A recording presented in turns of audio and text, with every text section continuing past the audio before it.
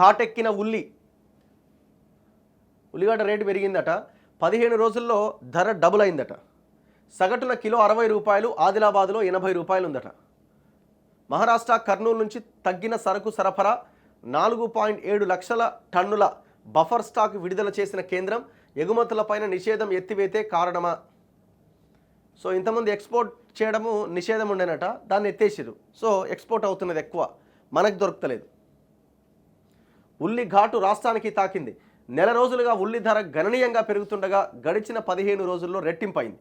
ప్రస్తుతం రాష్ట్రంలో కిలో ఉల్లిగడ్డల ధర సగటున 60 రూపాయలుగా ఉన్నది. జిల్లాల వారీగా చూస్తే లభ్యత, డిమాండ్ను బట్టి ధరల్లో వ్యత్యాసాలున్నాయి.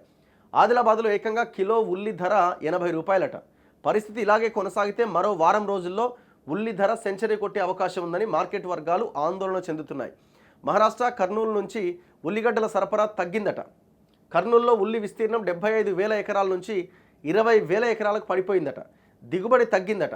మహారాష్ట్రలో కూడా అకాల వర్షాలతో పంట నష్టం పెద్ద ఎత్తున జరగడంతో సరఫరా తగ్గడం, డిమాండ్ పెరగడంతో రాష్ట్రంలో ధరలు కూడా అమాంతంగా పెరుగుతున్నాయట.